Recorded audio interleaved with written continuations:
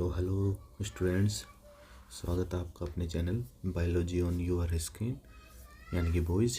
तो last class में अपन ने जो चैप्टर स्टार्ट किया था वो था जीव और समष्टि। आज अपन एक बार से दूसरा चैप्टर स्टार्ट कर रहे हैं, लेसन नंबर 5। आप बताना जो भी आपको कैसा लगता है, ये समझ में आ रहा है कि नहीं आ रहा, तो उसके हिसाब से अपन हैंडल कर लेंगे। तो ये आप ही के नोट्स हैं गवर्नमेंट स्कूल्स के, तो मैं इन्हीं से पढ़ाने की कोशिश कर रहा हूँ। अगर आपको कोई दिक्कत हो तो आप मेरे को शेयर कर सकते हैं, ठीक है। तो 5वां लेसन है 12th क्लास का। लेसन का नाम है वंशागति और विविधता। देखो वंशागति और विविधता क्या होती है। सबसे पहले तो ये समझो कि जैसे मान लीजिए आपके किसी फैमिली में किसी बच्चे के बाल, किसी फादर के बाल मान लीजिए सफ़ेद हैं, और वो ही उसके बच्चों के बाल फिर सफ़ेद हो गए, फिर उसके बच्चों के बाल सफ़ेद हो गए। यानी कि ये जो सफ़ेद बाल का जो लक्षण है वो एक पीढ़ी से दूसरी पीढ़ी में क्या हो रहा है, फ्लो हो रहा है, बह रहा है, आ रहा है या जा रहा है। इसको बोलते हो आप वंशागति, यानी कि एक वंश से दूसरे वंश में जाने की जो गति होती है या फिर जो जा रहा है उसी को बोलते हो वंशागति, हेरिडिटी, या फिर इसको बोलते हो आनुवांशिकता।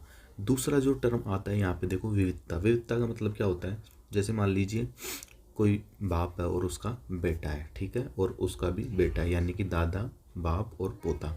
अब इन तीनों में एक कॉमन हो सकती है, मान लीजिए इनकी सफ़ेद बाल है, लेकिन ऐसा तो है नहीं कि इनकी सब तीनों की शक्ल सेम टू सेम होगी, ऐसा नहीं है, कुछ डिफरेंस होगा तभी तो आप पहचान पाते हो। ऐसा तो है नहीं कि बिल्कुल सेम टू सेम इनकी कॉपी है। तो ये जो विभिन्नता या जो डिफरेंस आया है ये भी किसकी वजह से होता है, जेनेटिक्स की वजह से।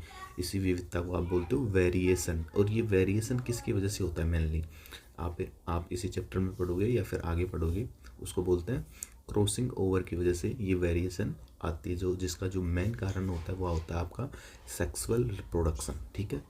अभी अपन देखते हैं क्या लिखा है। सबसे पहले जो आता है इसमें वो है, इसकी साइज मैं बढ़ा लेता हूँ, ठीक है। अब सही है, सामने देखो। सबसे पहले आता है वंशागति या फिर आनुवांशिकता। इसको इंग्लिश में बोलते हैं हेरिडिटी या फिर इनहेरिटेंस बोलते हैं, ठीक है।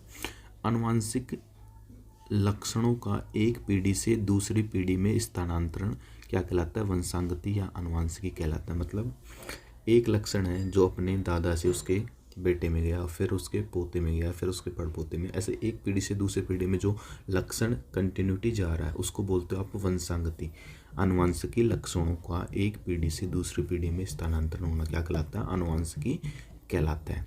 एक नोट दिया गया है, माता पिता के वे लक्षण जो उनकी संतान में पहुंचता है आनुवांशिकी लक्षण कहलाता है।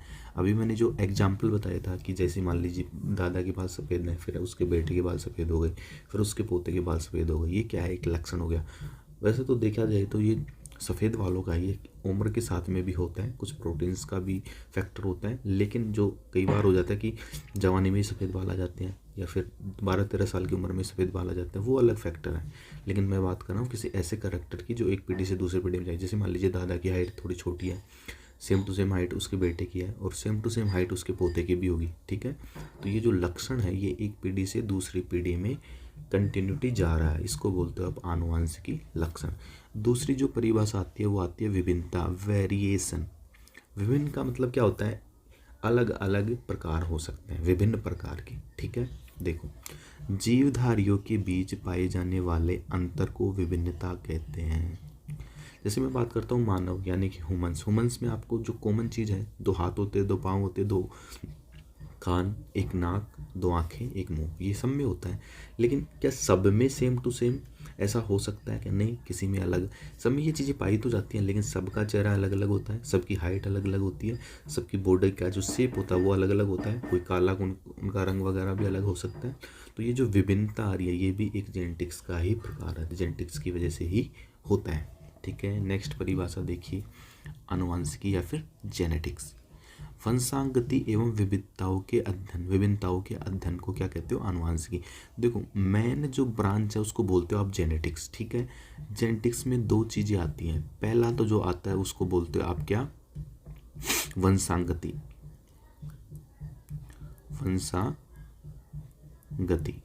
और दूसरा जो आता है उसको बोलते हो आप विभिन्नता, ठीक है। यानी कि जो अनुवांशिकी में आप दो चीज़ें का अध्ययन करते हो, एक तो होती है वंशांगति यानी कि एक वंश से दूसरे वंश में जाने वाले लक्षणों का अध्ययन, एक होती है विभिन्नता यानी कि समान स्पीसीज के मध्य कुछ डिफरेंस पाया जाता है, उसको बोलते हैं आप विभिन्नता। ठीक है, नेक्स्ट एक नोट लिखा है, विभिन्नता केवल लैंगिक जनन में संभव होती है। मैंने अभी आपको बताया था कि जो विभिन्नता का मेन कारण है वो लैंगिक जनन होता है बेटा, और लैंगिक जनन में जो मेन फैक्टर होता है वो होता है क्रॉसिंग ओवर। जब आप सेल डिवीजन पढ़ते हो तो वहाँ पे क्रॉसिंग ओवर जैसा कुछ होता है, जब आप पढ़ते हो मियोसिस फर्स्ट में तब वहाँ पे क्रॉसिंग ओवर होता है, ठीक है ना, तो वहाँ से ये रिलेटेड किया गया है। नेक्स्ट पेज पे आ जाओ, एक नोट है अनुवांशिकी के जनक ग्रेगर जॉन मेंडल। याद रखना ये क्वेश्चन हर बार पूछ लेते हैं, तुम्हें बायोलॉजी वालों इसमें तो नहीं पूछेगा, लेकिन दूसरे कंपटीशन के एग्जाम होती है उनके लिए ये क्वेश्चन बड़ा हो जाता है, लेकिन आप इसको याद रखना। ठीक है, मेंडल के बारे में एक क्वेश्चन हर बार पूछा जाएगा तुम्हारे बोर्ड एग्जाम में, इनका जन्म कब हुआ था, इन्होंने किस पे प्रयोग किया, ये कौन से गांव से कौन से देश से बिलोंग करते थे, ये क्या काम करते थे, इन्होंने मटर के पौधे पर कब प्रयोग किया, कितने साल तक किया, ठीक है ना, तो और इनके जो भी प्रयोग जो छुपे हुए थे वो बाद में किसने उजागर किए, ये सब हर बार क्वेश्चन पूछा जाता है, नीट में भी आता है, कंपटीशन के एग्जाम में भी आता है और तुम्हारी बोर्ड एग्जाम में भी आएगा। ठीक है, देखो इनका जन्म 22 जुलाई 1812 ईस्वी में जर्मनी के सिलीसिया ग्राम में हुआ था। इनका जो प्रयोग था वो क्या था, उद्यान मटर पाइसम सटाइवम। इन्होंने जिस चीज़ पे प्रयोग किया था वो किस पे किया था, मटर पे किया था। दूसरा देखो इन्होंने कितने साल तक प्रयोग किए थे, 7 साल तक। कब से लेके कब तक, 1856 से 1863। ये चीज़ याद रखना। ठीक है, इन्होंने अपने जिस पुस्तक में ये एक्सपेरिमेंट को पब्लिश किया था उसका नाम था एक्सपेरिमेंट इन प्लांट हाइब्रिडाइजेशन। ये इंग्लिश में कन्वर्टेड है, वैसे उसकी लैंग्वेज अलग थी, वो नाम अलग है, लेकिन आपको ये याद रखना। ठीक है, देखो मेंडल के मटर के पौधे को चुनने का जो कारण था, यानी कि मेंडल ने आखिरकार मटर के पौधे को ही क्यों चुना, उसके पीछे कुछ तो रीज़न होगा। अरे ऐसा तो है नहीं कि मेंडल मटर ज़्यादा खाता था या घर में ज़्यादा मटर की सब्जी बनती थी तो उन्होंने मटर के पौधों को ही चुन लिया, ऐसा नहीं है।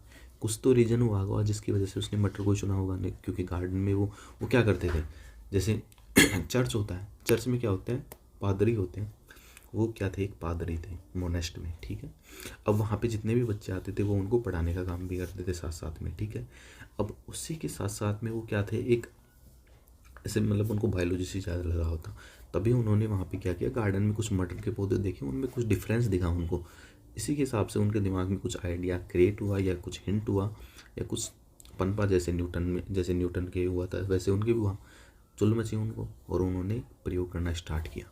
बाद में उन्होंने रिजल्ट निकाले पर वो रिजल्ट किसी को समझ में नहीं आए उस टाइम, तो वो रिजल्ट सब छिपे हुए थे। ठीक है ना, वो सब अपन नेक्स्ट स्टेप है, स्टेप बाय स्टेप आगे देखते जाएंगे। अभी देखिए आप फिलहाल तो देखो मेंडल ने मटर के पौधे को चुनने के कारण, देखो ये यहाँ पे आपसे क्वेश्चन पूछ सकते हैं, मटर एक वर्षीय पौधा है, याद रखना, यहाँ से कई बार क्वेश्चन पूछ लेता है। मटर क्या है, एक वर्षीय पौधा है, बगीचे में आसानी से उगाया जा सकता है।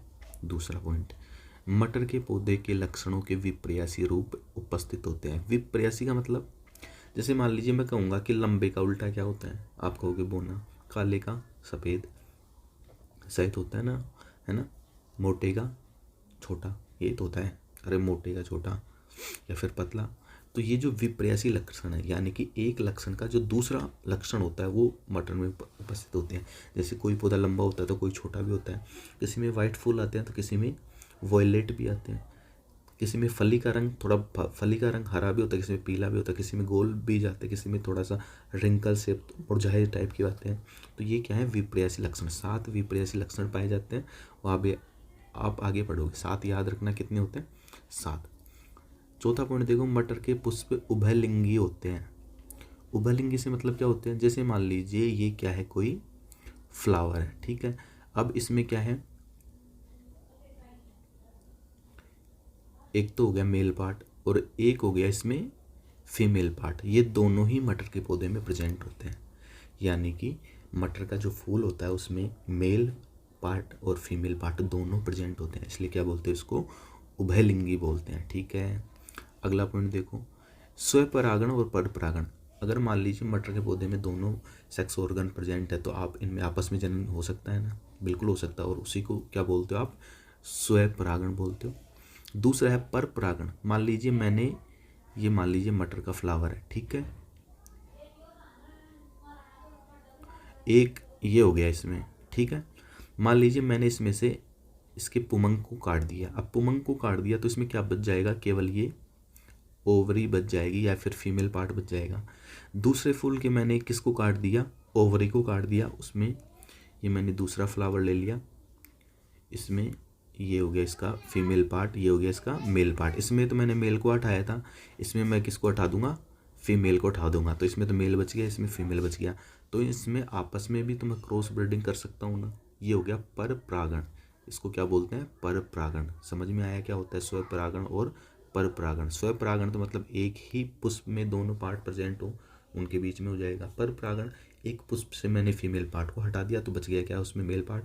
दूसरे पुष्प से मैंने क्या हटा दिया, उसमें मेल पार्ट को, तो क्या बच गया, फीमेल पार्ट। अब दोनों में पर परागण हो जाएगा, एक दूसरे के अपोजिट हो जाएगा, ठीक है। अगला पॉइंट देखिए, मटर के पौधे एक पीढ़ी में उनके बीज उत्पन्न करते हैं। ये गलत लिखा है, एक ही पीढ़ी में मतलब थोड़ी ना होता, यानी कि ये एक ऋतु में हो जाता है इनका, मतलब आसानी से 2-3 महीने। आप अरे अपन तो गांव वाले हैं, मटर इस टाइम देखना, मटर में 2-3 महीनों में ही उगाते हैं और 2-3 महीने में फ्लावर वगैरह बीज वगैरह सब कुछ कंप्लीट हो जाता है, यानी कि 5 से 6 महीनों में आप कंप्लीट उसका पूरा जीवन काल का अध्ययन कर सकते हो। तो इस वजह से भी तो आसान था, पता चले आपने गार्डन में कोई ऐसा पौधा उगा दिया है जिसकी उम्र 100 साल है, वो 5 साल तो बड़ा होने में लगाएगा, उसके बाद में उसमें फ्लावर आएंगे, फिर बीज आएंगे, फल आएंगे। इतने में तो क्या पता आपका कुछ भी हो सकता है, आप मर सकते हो, कुछ भी हो सकता है। सॉरी, ऐसा नहीं होना चाहिए, पर हो सकता है कुछ भी, ठीक है ना। या हो सकता है आंधी तूफान में वो पेड़ गिर जाए, आपने जो मेहनत की बर्बाद हो जाए। लेकिन मटर के पौधे में क्या होता है कि अगर फसल बर्बाद भी हो गई तो अगले 5-6 महीने में आपने दूसरी फसल तैयार करने लिए, तो ये आसान एक टारगेट है जिस पर आप अध्ययन कर सकते हो। तो ये भी रीज़न था इसको चुनने का। नेक्स्ट देखिए, मेंडल ने 7 लक्षणों वाले मटर के पौधे विप्रेसी लक्षणों वाले को चुना। देखिए विप्रेसी लक्षण मटर में कितने होते हैं, 7। जैसे पहला होता है लंबाई। अब लंबाई में क्या होता है, छोटा भी हो सकता है, बड़ा भी हो सकता है, लेकिन इसमें प्रभावी एक होता है अप्रभावी। प्रभावी लक्षण कौन सा होता है, सामने देखो, प्रभावी लक्षण ये होता है जो सबसे ज़्यादा उजागर होता है, यानी कि जो आपको दिखता है, ठीक है ना। मैं आपसे कहूँ कि सबसे पहले आपको क्या चीज़ पसंद आएगी, कोई अच्छी चीज़ होगी वही पसंद आएगी ना। तो देखो प्रभावी लक्षण जो अपना लक्षण प्रस्तुत करता है, ठीक है ना। तो इसमें देखो लंबाई में प्रभावी लक्षण कौन सा है, लंबेपन का, तो ये तो हो जाएगा प्रभावी। और अप्रभावी कौन सा हो जाएगा, बोना। अब ये दोनों ही हो गए, लंबे का दूसरा क्या होता है, बोना। तो ये विप्रेसी लक्षण हो गए और ये किसका लक्षण है, लंबाई का। दूसरा जो आता है वो आता है बीज की आकृति। अब आकृति में देखो जो प्रभावी होता है वो गोल होता है, और दूसरा अप्रभावी क्या होता है, झुर्रीदार, जैसे ऐसे मुड़ा हुआ, थोड़ा रिंकल शेप। आपने देखना कभी मटर के बीज को सूख जाते हैं तो रिंकल्ड हो जाते हो, ठीक है ना। तीसरा देखो बीज का रंग। बीज का रंग क्या होता है, जो पीला रंग होता है वो क्या होता है, प्रभावी, और जो हरा रंग होता है वो क्या होता है, अप्रभावी। याद रखना, यहाँ से कंपटीशन के लिए इंपॉर्टेंट है। चौथा देखो पुष्प का रंग, बैंगनी रंग का और सफ़ेद रंग का, आप सब जानते हो, खेतों से ही आते हो, देखा होगा। पांचवा है पुष्प की स्थिति। एक तो होती है कक्षत, एक होती है अग्रसर। देखो मान लीजिए ये कोई ब्रांच है, मटर के ऐसे ब्रांच निकली होती है, ठीक है ना। एक तो पुष्प यहाँ पे लग जाए, यानी कि बिल्कुल आगे वाले हिस्से पे, ठीक है ना। एक पुष्प लग जाए यहाँ पे, तो ये तो हो गया कक्ष, यानी कि इसके कक्ष में लगा है तो ये तो हो गया कक्ष। और ये हो गया इसके अग्र वाले पार्ट में लगा है, ये हो गया अग्रसर। जो कक्ष में लगा होता है वो प्रभावी होता है, और जो अग्र में लगा होता है वो क्या होता है, अप्रभावी, ठीक है ना। फली का रंग, फली क्या होती है, हरी भी होती है, पीली भी होती है। हरी वाली क्या हो जाएगी इसमें, प्रभावी, और पीली वाली क्या हो जाएगी इसमें, अप्रभावी। सातवां जो है, जो क्या है, फली की आकृति। एक तो होती है फली, क्या होती है, फूली हुई, एक होती है सिकड़ी हुई। मोटी ताजी फली होती है फूली हुई, तो वो क्या होती है, प्रभावी, और दूसरी होती है सिकड़ी हुई, ठीक है। नेक्स्ट देखो मेंडल का प्रयोग। मेंडल पहले एक संकर प्रयोग किया, फिर द्विसंकर प्रयोग किया। एक संकर और द्विसंकर ये थोड़े इंपॉर्टेंट है, इनको समझना। यहाँ से तुम्हारे से एक क्वेश्चन पूछ सकता है, हर बार क्वेश्चन पूछता है। एक संकर और द्विसंकर। एक संकर को इंग्लिश में बोलते हैं मोनोहाइब्रिड कोष, और द्विसंकर को बोलते हैं डाई हाइब्रिड कोष। एक संकर में क्या आ रहा है, एक। द्विसंकर में क्या आ रहा है, 2। एक से मतलब आप किसी एक लक्षण को लेके आपस में क्रॉस करवा रहे हो। द्विसंकर का मतलब आप 2 लक्षण को साथ में लेके क्रॉस करवा रहे हो। मतलब क्या है सर, मान लीजिए मैं लंबाई का अध्ययन करना चाहता हूँ, तो मैंने किसको टारगेट रखा है, लंबाई का। बाकी जितने भी लक्षण हैं मैं उनको छोड़ दूंगा, मैं उनका अध्ययन ही नहीं करूँगा। मैंने एक लंबा पौधा लिया, एक बौना पौधा लिया, टारगेट मैंने रखा लंबाई का। बाकी लक्षण भी है उसमें, लेकिन मैं उनका अध्ययन नहीं करूँगा। फिलहाल जो वो 2 पौधे लिए हैं मैंने, उनमें किसका अध्ययन करूँगा, लंबाई का। मैंने आपस में उनमें संकरण, हाइब्रिडाइजेशन, रिप्रोडक्शन करवा दिया, ठीक है। अब उनसे जो बीज बनेगा, पहले क्या होगा, बीज बनेगा, फली बनेगी, बीज लूँगा, उनको उगाऊंगा, मैं देखूंगा कौन सा पौधा बना, या तो वो लंबा बनेगा या फिर बोना बनेगा उससे जो पैदा होगा, या फिर मिड, यानी कि ना तो लंबा ना बोना, ठीक है ना, उनके बीच का बनेगा, यही तो होगा। तो मैंने केवल एक लक्षण का अध्ययन किया है, ये क्या है, एक संकर क्रॉस, यानी कि एक लक्षण का अध्ययन किया है। अब बात करता हूँ द्विसंकर क्रॉस, यानी कि द्विसंकर संकरण। अब ये क्या होता है, मान लीजिए अब मैं क्या करता हूँ, एक तो मैंने लंबाई का लक्षण ले लिया, एक पौधे में टारगेट कर लिया, भाई इसकी लंबाई इतनी है। एक मैंने उसके फ्लावर का कलर डिनोट कर लिया कि लंबा इतना है और फ्लावर का कलर बैंगनी है। दूसरा मैंने ले लिया, ये बोना है, फ्लावर का कलर है इसका सफ़ेद। दोनों में आपस में संकरण करवा दिया। मैंने पहले बताया था कि जब मैंने एक लक्षण लिया था तब भी ये लक्षण थे, लेकिन मैंने केवल एक का ही अध्ययन किया था। अब मैं 2 का एक साथ अध्ययन कर रहा हूँ, तब उनसे 2 प्रोडक्ट बन के आएगा, जो बीज बनेगा उसको उगा के देखूंगा, उसमें देखूंगा कि उस पौधे की लंबाई क्या है और फ्लावर का कलर क्या है। अब इसको बोलते हैं द्विसंकर संकरण, यानी कि मैंने इस बार 2 लक्षणों का अध्ययन किया, ठीक है। कंफ्यूज मत होना, बहुत आसान है जेनेटिक्स, बस सिस्टमेटिक तरीके से समझते जाइए, ठीक है। समझ में आ रहा है तो पढ़ते हैं। एक संकर संकरण, ये मैं आपको एक बार देख लेता हूँ नेक्स्ट क्लास में। क्या मैं नेक्स्ट क्लास में करवा दूँ, क्योंकि अभी थोड़ा सा यहाँ पे आरती वगैरह चल रहे, तो अपनी वीडियो पे क्या जाएगा, कॉपीराइट आ जाएगा, क्योंकि गाना बज रहा है और गाने की आवाज़ आएगी इसमें। तो अगर आपको ये वीडियो अच्छी लगती है तो वीडियो को लाइक कीजिए, चैनल को सब्सक्राइब कीजिए और कमेंट ज़रूर करना। मुझे लगता है आप वीडियो नहीं देखते, अगर आप वीडियो नहीं देखते तो फिर बनाने का क्या फ़ायदा, ये आपके लिए बना रहा हूँ, ठीक है ना। समझ में ना आए तो बताइए, समझ में आता है तो भी बताइए। अपने जो भी फीलिंग्स है वो शेयर कीजिए, ठीक है। मिलते हैं नेक्स्ट वीडियो में। Thank you.